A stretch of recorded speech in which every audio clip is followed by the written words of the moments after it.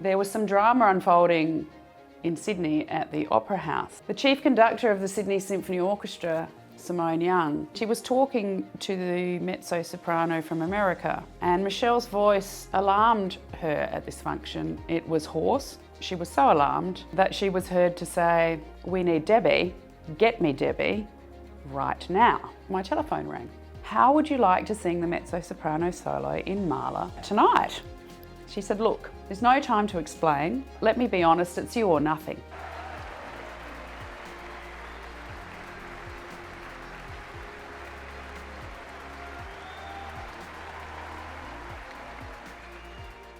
Well, it was a day in July 2022, and I was up in Brisbane. And I was up there because in a couple of months' time, I was going to sing the Mezzo-Soprano solo in Mahler's Third Symphony. And the conductor, Simon Hewitt, had asked me to go up and do a little bit of pre-publicity and run through the score with him. And I was very happy to do that, and doubly delighted because Simon was a friend of mine and I hadn't seen him for many years. We knew each other from being contracted at the Hamburg State Opera at the same time. I was a contracted mezzo-soprano principal, and Simon was actually Simone Young's assistant conductor. And I was very friendly with him and his wife, and I had never met their children. I hadn't seen them for a long time, so it was a very nice opportunity to catch up with them. So after finishing our tasks for the day, I went back to their home and we had a meal together, and we opened a nice bottle of wine. And such was the good time that we were having and the atmosphere that Maria suggested perhaps we should open a second bottle of wine. And I said, absolutely, why not? I didn't have any constant engagements for at least a fortnight, so I could relax and have a good time. But unbeknownst to me, while I was enjoying that second bottle of wine with my friends, there was some drama unfolding in Sydney at the Opera House. So following the first performance of a sold-out run of Gustav Mahler's Second Symphony, which was to celebrate the reopening of the Opera House concert hall after a couple of years of very extensive renovations, the chief conductor of the Sydney Symphony Orchestra, Simone Young, was at a post-concert function, and she was talking to the mezzo-soprano from America, Michelle de Young. And Michelle's voice alarmed her at this function. It was hoarse, and Simone was very worried about what tomorrow would bring. And I later read in a review by Phil Caldea in the Australian Book Review that she was so alarmed that she was heard to say, "We need Debbie, get me Debbie, right now." So the next morning, my telephone rang. And on the other end of the line was Melissa King. Melissa is the Director of Artistic Planning for the Sydney Symphony Orchestra. A lovely lady, always enthusiastic and jolly. And I said, "Hi, Melissa." And she said, "Where are you in the world, Miss Humble?" I said, "Well, I'm in Brisbane, been rehearsing for Mahler 3. "Right," she said, "lovely. Well, how would you like to sing the mezzo-soprano solo in Mahler 2? And I was so excited because I've done Symphony number 3 and I've done Symphony number 8, and I never had the opportunity to do Symphony number 2. And I thought how wonderful that would be. And I fully expected her to come up with a date, maybe in 2024, maybe 2025. Organisations like this organise their planning at least a couple of years in advance. So I said, "I'd love to do that, and when are you thinking?" And there was a split second silence, and she said, "Well, how about tonight?" And my first thought was, don't be ridiculous. I thought, tonight? And then I suddenly remembered that these performances were taking place. And the reason I recalled that is because a couple of weeks before all of this happened, Simone Young had chosen me to be one of the singers involved in the final acoustic testing at the concert hall. And the mezzo-soprano solo, which is called Urlicht, was one of the pieces that she'd asked me to prepare to sing, along with something I think from the Verdi Requiem and something from the Bach Mass in B minor. So there was a variety of things there. And so whilst I was somewhat familiar with the first part of Mahler 2, I had never seen, heard or sung the last part of the symphony. So unfortunately, there was no way that I could say yes, and I couldn't fulfill Melissa's request. The problem was that Melissa wasn't going to take no for an answer. She said, look, there's no time to explain, but let me be honest, it's you or nothing. Please get on a plane and we will sort everything else out when you get here. So a lot of thoughts are going through my mind. Really, the first and foremost one is, how can you sort out the fact that I don't know the music? I mean, I can't sing something I don't know in front of a couple of thousand people tonight. That's impossible. I then thought, well, you know, I have nothing to wear. I didn't bring a concert dress with me on this trip. I didn't even have a nice pair of shoes. I had wine last night. I didn't sleep very well in somebody else's house. Could I even sound good tonight?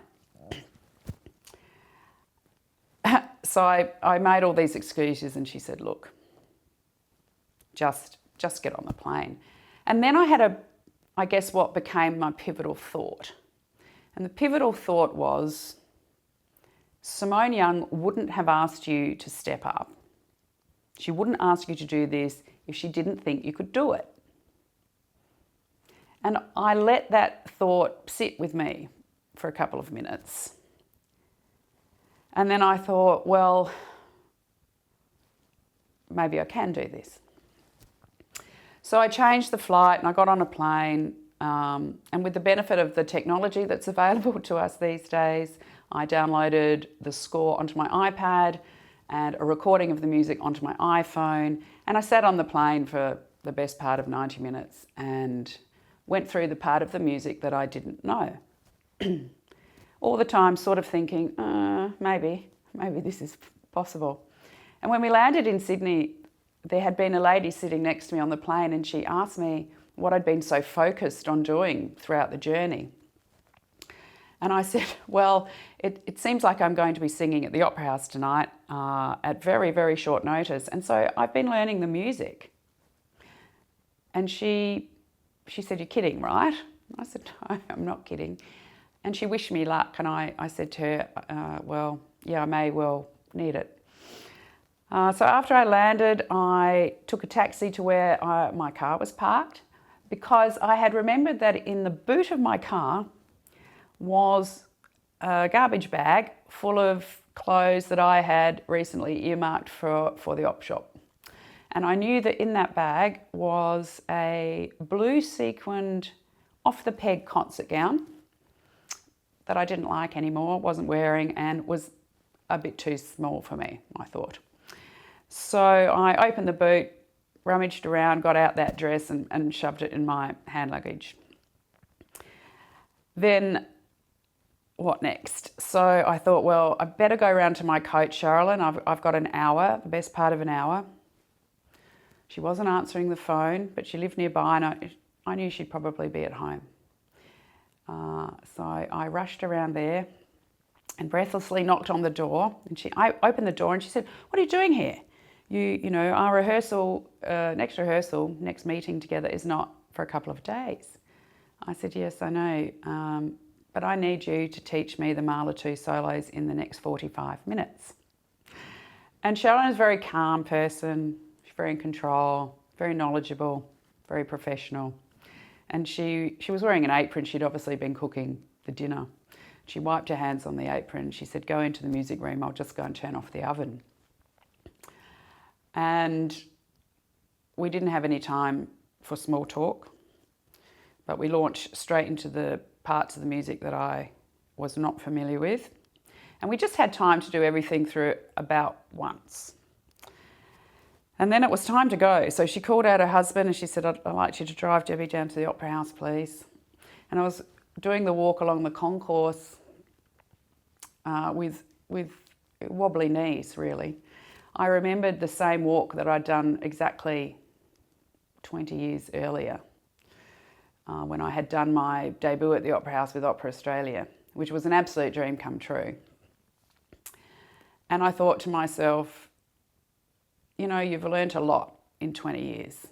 You've done the hard work, you've made the investment, and it's time to do this. You know, you can do this. And I told myself that the only thing that was going to get in my way was doubt, really. So to cast the doubt aside and just do the best you can. And the other thing I thought was, you know, perhaps this doesn't have to be perfect. I'm a bit of a perfectionist, but, you know, people probably don't expect this to be perfect, but let's do a good as job of this as you can. So once I got into the Opera House, of course, things just took off. There wasn't much time. There was maybe an hour. And, you know, people were saying, here's hair and makeup over there, and here's a black folder, and the librarian's coming to give you the music, and this is your dressing room. Simone will come and see you in a minute. What size shoes do you wear? Because I had no shoes. I just had sneakers with me. And things took off fairly quickly. And then a Woolworths bag, a green Woolworths bag full of size 40 shoes was delivered to my dressing room. And I was thinking, where have these shoes come from? All black, all sensible. So it seemed that the ladies' chorus had been approached, and anyone with size 40 feet had been asked to voluntarily put their shoes in a bag so I could choose a pair. So I kept thinking all through the performance, there's someone sitting up there in the choir stalls in stockinged feet, probably. So I never got to meet the lady whose shoes I chose, but thank you very much. And then someone walked past me and said, oh, you know, fantastic, you're saving the day. Tonight's an ABC iView broadcast live, and it's going to be available throughout the world. And I'm like, what? I'm sure Melissa didn't tell me that on the telephone this morning. Okay. So, yeah, okay, a little bit of panic setting in then. So I decided I wouldn't bother with hair and makeup. I'd do an extra 15 minutes of warm-up and practice. And then somebody else walked past and said, as if this was no consequence whatsoever, oh, and by the way, Deutsche Grammophon are recording this live for a future CD release. So the situation is getting more and more surreal, really. And I'm thinking, well, don't think about that, because in essence, I suppose, we're always taught that it doesn't really matter if one or two people are listening or if thousands of people are listening. You do your best regardless, and it is what it is. So Simone came into the dressing room and she was very businesslike, and I realised that, you know, this is not easy for her either. I mean, she's in charge of soloists, choir, orchestra. It's a stressful situation. It's an important situation for the Sydney Symphony Orchestra. And I thought, you know, don't let her down. It's stressful for her too. So we went through the music, little bits and pieces, and we had a talk through, and then it was really time. So I put on this ill-fitting dress that I really didn't like, and the chorus lady's shoes. I scraped my hair back into a ponytail. Someone put some powder on my face. And I went for what's actually quite a long walk up to the stage. And yeah, my heart was racing by the time I got to the side of the stage. And as we walked onto the stage, and you know, the audience were there, and I smiled at the audience, as you do, and I could see that there was not one spare seat. And I heard a voice behind me, which was Simone, and she said, "Don't panic, just watch me." And I thought, okay, yeah, don't panic. So I walked onto the stage and I sat on the soloist chair that had been put there for me, and that was on her right-hand side. And I sat down and I opened the folder that I'd been given by the symphony librarian. And I immediately anticipated a problem, because I opened the music to follow, as you do when you're singing in a symphony or an oratorio, and there was only my music there. Now, this was a bit of a problem because I didn't know the symphony.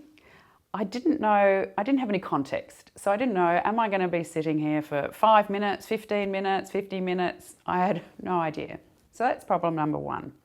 And then I saw a second problem, or anticipated another problem, and that was that the first thing I sing in that symphony, it starts on an unaccompanied D. And I don't have perfect pitch. So I can't pull a D out of midair perfectly. I can work it out though if I've got some context and I know what the key the previous section of music finishes in, but it wasn't there. So 2 problems. And at this moment I'm thinking, oh gosh, it's just one thing after another. And all the time I'm thinking this, I'm aware that thousands of people are potentially looking at me, so I'm trying to maintain a calm demeanour. Anyway, I heed Simone's advice and I try not to panic, and I watch her very closely, and at some point, and I really don't know how long it was that I sat there, to be honest. In fact, I have very little recollection of the performance as a whole. But Simone was conducting, and at some point she made a gesture which clearly meant, get up now. And so I stood up, and then I heard another whisper and it said, stand on the green cross. And I knew, of course, from experience that would have something to do with the placement of microphones for the recording. And I looked down, and indeed there was a very small green cross taped to the floor. So I took a little step onto the green cross. And then I heard silence and thought, okay, it's my turn. But of course, I had no idea what this note was that I was supposed to pluck out of thin air. And I guess it was only a second, maybe two seconds of hesitation. And I heard Simone hum very, very quietly the correct note. And I thought, oh, you're my hero. And I started to sing.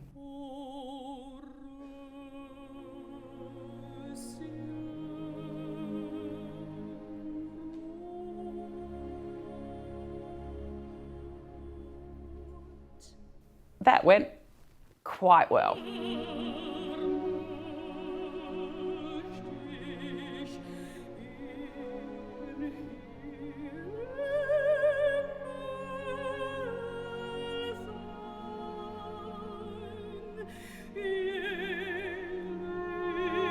And so with a heart that was very much pounding, I sat down at the end of that section and I hesitated to relax enough to look into the audience.